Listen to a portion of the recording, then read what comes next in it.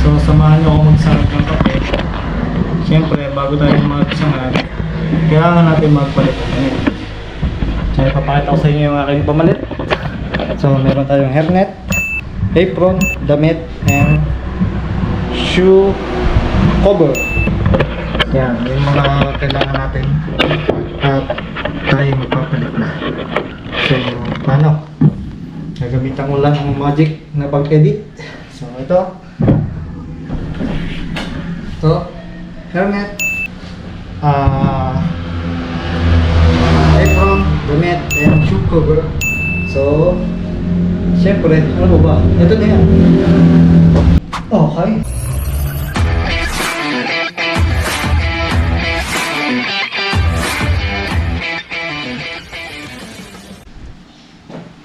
Okay, good morning. So, for today's video, so magsasangag tayo ng kape. So, samahan niyo ako magsangag ng kape. Siyempre, bago tayo magsangag, kailangan natin magpalit ng damit. So, ipapakita ko sa inyo yung aking pamalit. So, meron tayong hairnet, apron, damit, and shoe cover. Yan, yung mga kailangan natin. At tayo magpapalit na. So, paano? Gagamitan ko lang ang magic na pag-edit. So, ito, hairnet, apron, damit, and shoe cover. So, syempre, ano ba? Ito na yan.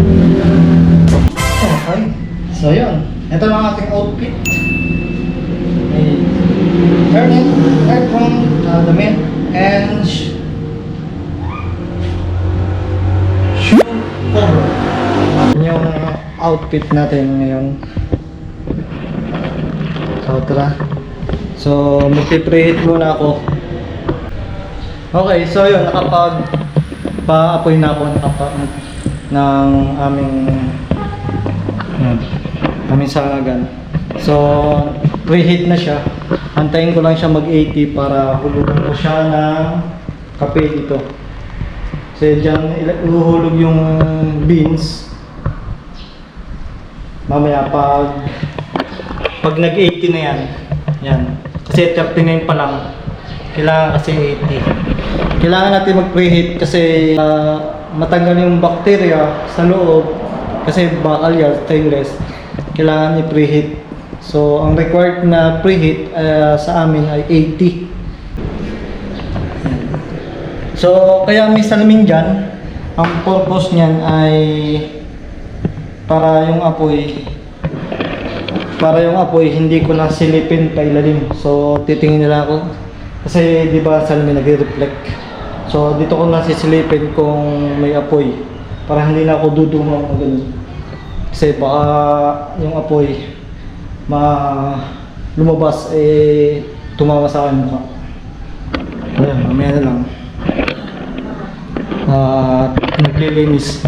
Habang nagpipreheat habang inaantay natin mag-80 yan. So, lilinisin muna natin lahat yan.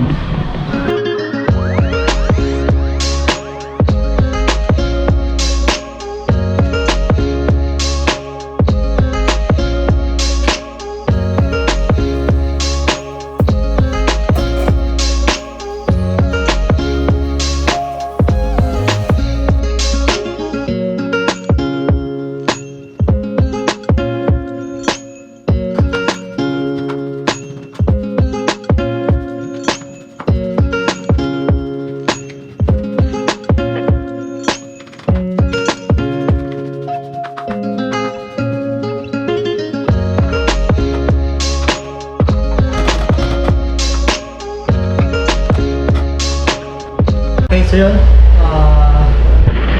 natapos ko lang maglinis. Nag-alis muna ako ng hairnet. Kasi init sa loob. Kasi gawa nga nagpipreheat ako, nagsasama yung init ng sangagan tsaka yung init ng panahon. So hindi pa muna makabubukas ng exhaust kasi mamamatay pa yung aking apoy kasi nagpipreheat pa nga ako. Kaya ngayon lang, balitaan ko kayo pag magsasangag na ako. Naka 80 degree na yung aking sangagan. So, kailangan ko na magkulog. So, ang mga gagamitin ko naman ay prepare ko na kahapon kaya hulog na lang ako ng hulog. So, tara, samahan niyo ako maghulog.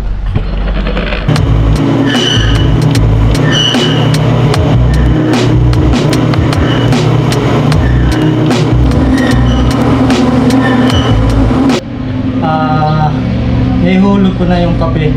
So mag-aantay na lang tayo ng 1 hour para maluto yung kape. So maya na ulit.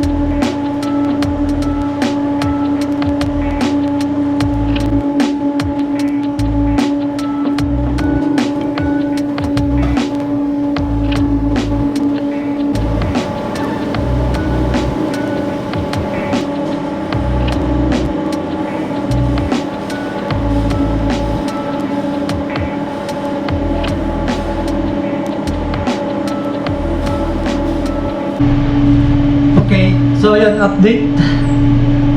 Nakakatatlong salang na ako. Hindi ko na binigyan kasi same lang din ang process ko lang. Katulad ng unang ginawa ko. Sa una, pangalawa, pangatlo, ganun lang din. So, bale ito. Yung unang salang, 10 kilos. Pangalawa, 9.5. So, ito yung pangatlo ngayon, 9 kilos. So, bali, ang kinalabasan noong 10 kilos kanina ay 8 yung kanyang recovery sa sangad na. Tapos yung 9.5 ng recovery niya ay 7.5. Yun.